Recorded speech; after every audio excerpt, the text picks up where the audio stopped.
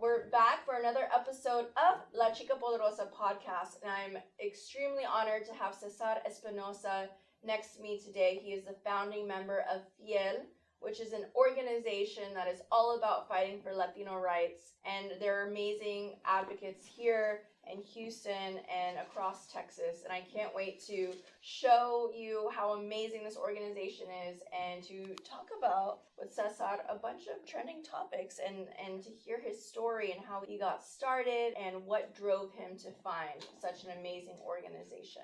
So thank you, Cesar.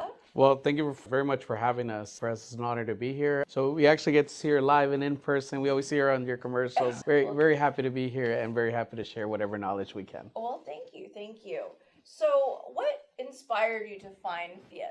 So when I was, growing up, I always knew I was undocumented. I was brought here from Mexico City, Mexico when I was 6. Always went through GT, gifted and talented programs, elementary school, middle school, and high school. And then I ended up at a school here in Houston called DeBakey High School for Health Professions, which is a top-notch school, and missed one question on my SAT, et cetera, et cetera. And all that led me to want to pursue higher education, and that's when I really hit my first roadblock. Because I am an undocumented person, it was really difficult for me to go to my dream school, which was Cornell University. I mean, even though I got accepted, I just couldn't go because of my status. And so that led to a lot of frustration, but frustration often turns into hope. And that's when we decided to start an organization to help other undocumented students reach their potential and reach higher ed. And we just started doing it. In 2004, we began working with other organizations. And in 2007, we realized that there wasn't an organization that helps specifically young Latinos, young undocumented people. And so we founded Fiel. And what we thought was going to be a small club at the University of Houston is now the largest immigrant-led civil rights organization in the state of Texas.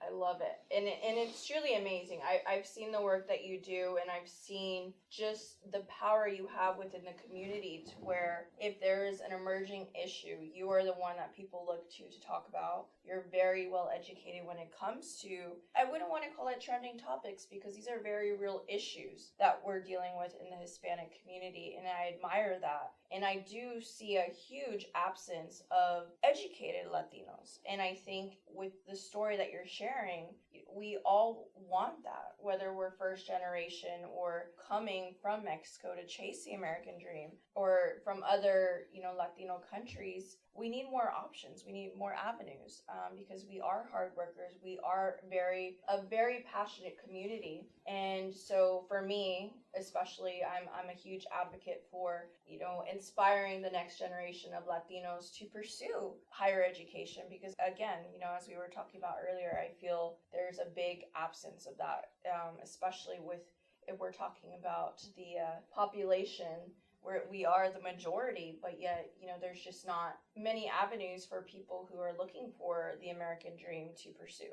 So what do you have to say about that? What is someone's option, if they're looking for the American dream? How can they do that? So there's several things, and it's actually really interesting because I was just talking to somebody about that this morning in the sense that sometimes what we got to do is change our perception on who we are. And we have to we have to be more exigentes. We have to ask more of ourselves in the situation that we're in as a community. So number one is we have to teach our young people that it's not okay to just have to excel, to ask themselves for more. I always tell the story. I think it's funny now. At the time I didn't think it was funny, but my first interview I did with the local TV station, I came home and I was bragging to my mom. I was like, Mama, today I was on Univision and I'm famous now. And my mom just looked at me and she was like, I was like, did you see it? And she was like, no, I didn't see it. And she was like, I'm like, Mom, but you were supposed to record it. And she's like, oh, it's not a big deal. I expect more from you. Wow. And at the time I was like, oh, I'm never good enough, the middle child syndrome. Yes. And then a year ago, we had gotten a national award, and I gave it to my mom. Wow. And I told her, I was like, thank you for expecting more of me, and I expect more of me now. And so we have to change that mentality with other people, because it's not okay getting not even $15 an hour for minimum wage. We should be striving to get so much more. But oftentimes we find in our community that folks are just happy with what they have and they don't expect more of each other. Yeah. And there's a lot of power in our community, and that's what people don't realize. One of the things that clicked in my head just recently, about 6 months ago, I was at a conference and a speaker said our community is very entrepreneurial, but not in the way that fits entrepreneurial description. The mama that makes tamales on the weekends, that's a thing. The mama that takes care of the kids, that's a thing. But we don't side hustle. But we don't call them entrepreneurs. We just like, oh, my mom's just trying to make it. But that's a very entrepreneurial thing. Now, how do we excel that to the next level? Is by providing the opportunities for other folks to say, you should expect more from yourself and we expect more from you. But more importantly, here's the tools, here's the connections, here's the network, here's the person that you should be talking to. And actually, it's really interesting because I'm gonna commit Bianca here live in the podcast, because my little sister said, I just was talking to her, she's 16, and she said, I want to be a lawyer. And then I told her, I was like, I have the perfect person that you need to talk to become a lawyer. And I was like, I have a friend, her name is Bianca, she's super energetic, she's a superstar. And I was like, and I want you to sit down with her and I want you to ask her all the questions, because I've seen on your social media that you're encouraging, and we need so much more of that, because oftentimes, even as a community, we say, oh, Cesar is so creído, he's so like, he's this and that, and he's, look at him putting himself on social media, and it's like, no, we need to see it so we can be it. I agree. And that is 100% true. And I do see that in everything that you said within our community. Sometimes we think we're not good enough, or we need to lay low and just worry about, day to day making ends meet and just raising our family. But within ourselves, we have that entrepreneurial spirit. But how do we take it to the next level? How do we actually open up a business organization and pay taxes and employ people and just build the bigger picture? I think that knowledge isn't very accessible to the Latinos, because they often don't think that they can do it. And that's why I like, interviewing other, successful Latinos and other people who are not afraid to stand out like you are, because we can't be what we can't see. And it's not an ego thing. It's we are proud. We have so much that we've accomplished, but we've often been that race that's kind of like not celebrated as much. Absolutely. And not to say we're victims by any means, but I think it has a lot to do with us. We have to be louder. We have to be bold and not be afraid to share our success and not be afraid to inspire the next generation. Absolutely. And so I think meeting people like you, it's truly incredible. Because especially in the activist world, there's so many different movements, but what movements do we have for the Latinos? Like, what is it called? I don't know.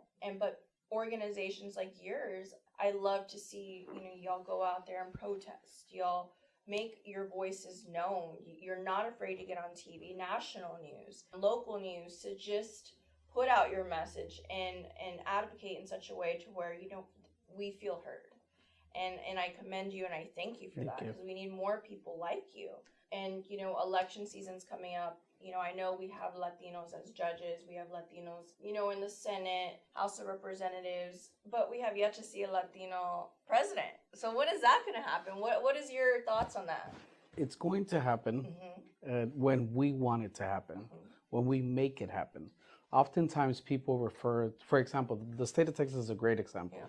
People refer to Texas as a red state, a blue state, a purple state, whatever it is. Texas is a non-voting state. That's what it is. If we had every single person who's eligible to vote, the largest majority being folks from 18 to 25, which is a population of Latinos, 18 to 25 Latinos that's exploding right now. If they were to vote, we could do whatever we wanted in politics at the local, at the state level here in Texas, and not an endorsement to any party. People have the right to choose whoever they want to choose based on their beliefs and morals. But we have that power, but we haven't found that power, because what happens when I talk to people on a day-to-day basis? I'm like, go vote. Oh, se me olvidó, I forgot. Yeah. Or oh, I didn't know I had to. Or I didn't know what's this election about. And we haven't found that power to say, I have the power to vote and I'm going to go use that power. So it's really important for us to encourage everybody, regardless of where they stand politically, to go out and vote, because that's the only way that the system is going to recognize and respect us when they fear us Yeah. in the voting booth. I agree. And I think a lot of it starts at home, the way we're raised, where, maybe we see our parents, oh, you don't have work, I don't have time, I can't vote. But what people don't realize is you can ask your boss and tell them, hey, I need to go vote. That's a right. And a lot of people don't know that or think that their voice is important, because we're always taught, again, like I said earlier, lay low, make your money, and don't ruffle any feathers. But I always say my mom didn't put me on this earth to be average, and she definitely gave me a voice, and I'm not afraid to use it. And I don't ever see myself doing politics, but I want to see more Latinos in politics and expressing themselves, and like you said, be a force to be reckoned with. And a community that politicians actually reach out to try and sway our votes one way or the other. So I like that point that you said, where until we start putting our money where our mouth is and actually making it to the voting booths, it's going to be very hard to see that change. Very difficult. And in a place such as Houston, where we're over 50% of the population, yet we've never had a Latino mayor or a Latina mayor, Latina. Yeah. And we only have right now 1 out of 16 council member seats. That's unexcusable. So most people only go to vote when it's like a federal election, when they're voting for president. Right. But it's really important to let people know and to educate people that there's there's local elections, there's midterm elections, there's special elections, there's school board, things that impact us on a day-to-day basis. And we just encourage folks to get out there and exercise their civic duty. Yeah, I don't know where that starts or where that begins to happen, but I think bringing more people like you to kind of charge the way and inspire others and educate others, I think that would be a positive change. It definitely starts with us, and Yes. and I encourage, like, if folks are gonna go vote this November, I encourage them to take their kids and to make it a habit, just like we take it, just like we make it a habit to go to church or to go to quinceañera. As a family, we should make it a habit to also go to the voting booth. And one of the things that people often ask us is why doesn't nobody step up for us? Like when George Floyd and Vanessa Guillen happened the same year. A lot of people say, well, when is the Black community going to come support the Latino community? And that's a really complex question. But in short, nobody's going to come save us but ourselves. We have to stand up for our own. We have to do what we need to do and continue to support other communities. But more importantly, use our numbers to continue to empower and support our own causes. I couldn't agree more. And there's so many, I mean, I've seen it. I've had cases where I've worked closely with you where we try and get the public interested, but it's just not happening because it's a Hispanic. But I hate to say it, and I admire, the African American community because they stand strong. Their voices are heard. And if something happens, like you said, George Floyd, we heard it loud and clear. The message was loud and clear. But I wish we would get that same support, that same respect when things happen to us that may not be right, because the news just is not as interested. And I know you see that every day. Yes, and once again, it's up to us. Until we create those changes, until we create that momentum for our own community, it's not going to happen. But it has to be up to us. It's not going to happen with people sitting on the couch and just saying, "Oh, it's good that Bianca and Cesar are out there." It's going to happen when they say, "I also need to be out there. Right. I need to stand up for my own community, for my own people." Yes, and I couldn't agree more. And even I'm a personal injury attorney, and I'll have clients where they don't even know they have rights, or they think they're here illegally. They're like, I'm not worth anything. Or I've had defense attorneys tell me if I'm representing a Hispanic family who lost a loved one, they're like, oh, he's just a Mexican, he's not worth much. And to me, when I hear those words, it ignites a fire in me to where I'm like, I hate to say it, but a jury may see that. They may say he may not be worth much. And I'm like, how could you say that? And so that's just something that, as through my work, I love just showing the story of who that individual was and what they meant to their family and how hard workers they were. And, their legacy that they left behind. I love to personify that and, of course, inspire change to make sure wrongful death situations through the act of another person's negligence doesn't happen. So I do pride myself in being the voice for the Latinos. And I love, when other women reach out to me where they're like, my daughter saw your billboard driving by, and they're like, I want to be her one day. And that's something I wish I saw growing up, but that's a huge moment of pride for me, is just to know that, hey, hopefully if I can inspire somebody to step up the next generation, that would be great. So, Cesar, what would you say is one of your favorite activist moments where you realized I'm creating a really awesome organization? I'm glad this is a 6-hour podcast where I can tell you a bunch of stories, Right. but I'll tell you, I think one of the most impactful ones was in 2017, after SB 9, the Show Me Your Papers law passed here in Texas. We were having a rally. We did a march to the Attorney General's office during Mother's Day. Had all the mothers wearing white, very symbolic, and then we marched to the Attorney General's office. It was so powerful to see the women stepping up and to say, and we had our demand. We had a demand letter, and we wanted to speak to the Attorney General himself. And when we couldn't get him on the phone, obviously, because they wouldn't let him talk to us, I was like, okay, guys, time to go. We did what we came to do.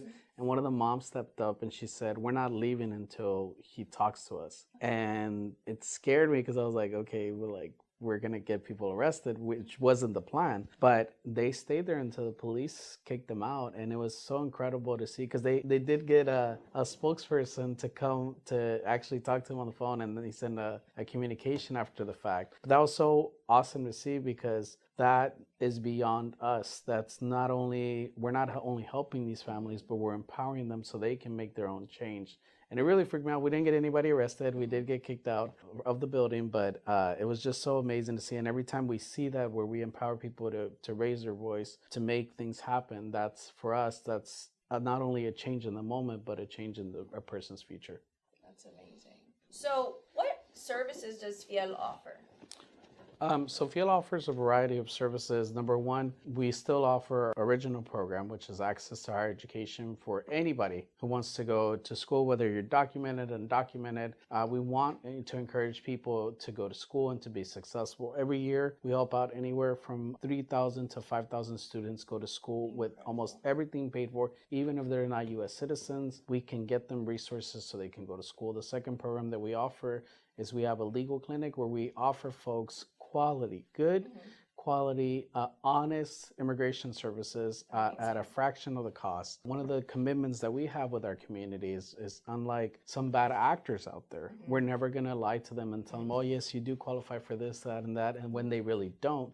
But rather we will tell them what they qualify for, if they qualify for anything, and help them out in the process. And then the third program that we offer is we offer our advocacy services. We go out there. When I say we go out there, we go out there into the community and go and stand up for people when they have been wronged by police or anything, or discrimination, do disaster recovery after disasters. I mean, we go out there and listen to what the community says in response to what they need, and help with our network, the network that we've created, the resources that we've garnered up to this point, in order for them to get the services that they need. And I've seen you do it in a very bold way, and I love that. You're fluent in English and you're fluent in Spanish, and you get the message across. And I've often told you you're a fabulous speaker. Thank you. And I really see you as becoming a Latino legend in the nation. So I keep telling you, I'm like, is there a career in politics in the future? We're not sure yet. Yeah. And I say we because the many people have been, obviously I'll take my team and my family into account. And we're not sure where a lot of people want that to happen. Some people have actually sent me a donation because they think I'm running for something. Yeah. And I've sent it back because I'm like, I'm not running for anything yet. And so I would like to see, but I would like to do it in a way where I don't do it for myself, but rather do it for our community. I definitely wouldn't want to become a career politician. If that happens, then it happens, as long as I continue to uplift our community's voice. And I think that's where a lot of people get misguided. But if anybody wants to kick off the campaign with $1 million donation, we're happy to take it, and we're happy to put it where it needs to go, so we can continue to support other people as well. I love that. And so if people like us or in the community want to support Fiel, how can we do that? There's many ways that people can support Fiel. Number one is by showing up. Same thing.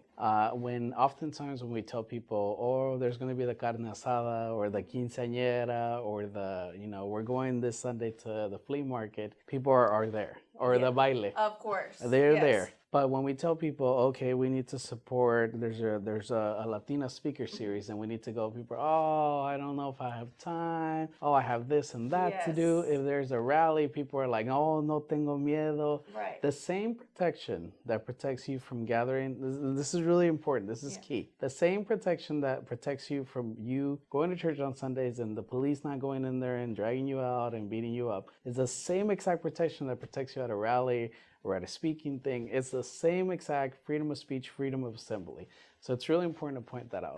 That's a great point. And I myself have led thousands of protests, being undocumented, and I'm still here. Yes. Got to knock on wood somewhere, but it's really important to know that all those, we have the right to do that. We should be doing more of that. And so that's the way people can support. The other ways people can support it is we do offer internships and volunteer opportunities at Fiel for legal services, for advocacy service to actually learn how to organize and things like that. And the third way people can support is they can support their tax-deductible donations to our organization through our website or through a variety of social medias. Oh, and sharing our social media. So the shameless plug is to follow Fiel at Fiel Houston on Facebook, Twitter, Instagram, Snapchat if that's still cool, and TikTok now.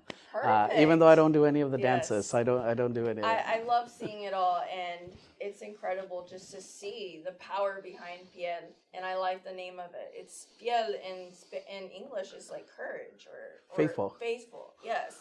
And I think that's what you'll stand for 100%. And from someone who's actually seen it, I would like to say not that my opinion means anything, but I endorse the work that you do because I've seen it. I've been at the Fiel organization. I've been on the other side where we're actually together collectively advocating for someone, and you're so committed, you're so passionate, and you're more than happy to give up your time to make sure that this person is in the right hands. So I really commend you for that, and I thank you for caring for our community, and thank you for your time. I know there's so many legal issues that are relevant to the Latino community right now, but maybe we'll have to invite you to another episode where we talk all things DACA and other, that in and of itself could be a whole podcast. So thank you again for coming, and I look forward to seeing this rising Latino star grow and flourish in the community. Thank you so much for having us, and anytime you want us to need us back, we'll be more than happy to have. And please follow Lachica Poderosa on all her social medias. We're also big fans of her, so the admiration and respect goes both ways. Well, thank you so much, Cesar. And here we are, all finished with another episode of La Chica Poderosa podcast with Cesar Espinosa, the founding member of Fiel. La Chica Poderosa!